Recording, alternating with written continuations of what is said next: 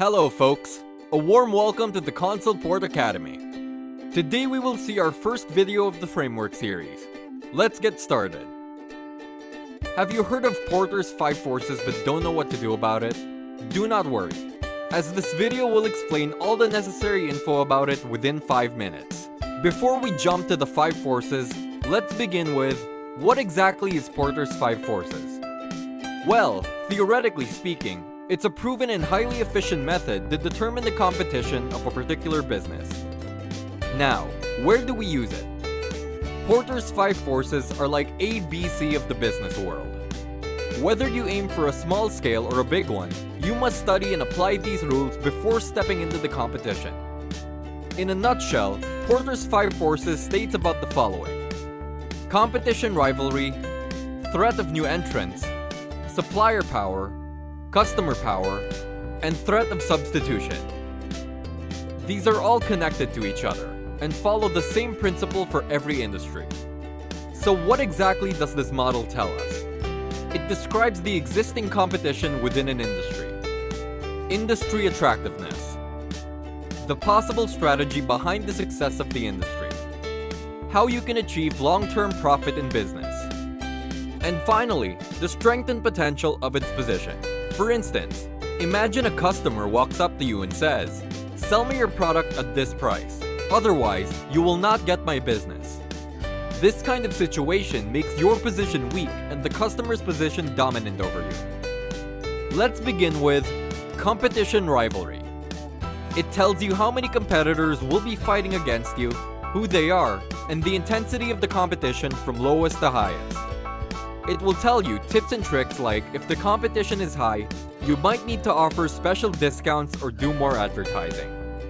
In another case, if competition is low, that means you might have some potential if you start your company in the right way.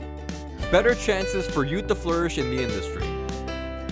Secondly, threat of new entrants. New rivals can always emerge, especially if you're getting some profit in your field. It can always happen if they don't have barriers like cost of entry, patent or know-how, or government policies. If they don't require a specific registration or a lot of knowledge to start what you have started, that means nothing can stop them from becoming brand new competition for you. In this case, threat of new entrants is high. However, if they have these barriers and find it difficult to enter the competition, the threat of new entrants will be low. Next, supplier power. It's all about how well a supplier can bargain. The factors that matter here are, if the supplier of a particular company have scarce and limited resources, and high supplier switching cost.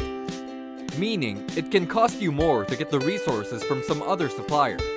Maybe due to general reasons like high transportation cost, or maybe it's very far from your company. That simply means the bargaining power of your supplier is high. He has the power to dominate you and raise the price whenever he wishes. And if the case is the opposite, like abundant resources available, low switching cost, then you're in luck. You'll be the dominant one then. The fourth force is customer power. It determines how much customers or buyers can be powerful over you. If the number of buyers is high, the cost of switching is low, and your product is undifferentiated, then the customers can easily switch to any other company to buy products. That means the negotiation power of a customer is high and we are at risk. In this case, customers can pressurize you for reducing the price of a product. However, if all the scenarios are opposite, limited buyers, low-high switching cost, different product, the customers will have low bargaining power and continue buying from you. And finally, threat of substitution. This refers to a situation when the market has a close substitute for your product. That means a product from another company has the potential to replace your product. The threat of substitution for your business is high if someone is offering the same thing. And if no substitute is present, your product is unique and the threat of substitution will be low. Finally, you must be amazed by how these 5 forces have made it super easy for you to analyze your competition.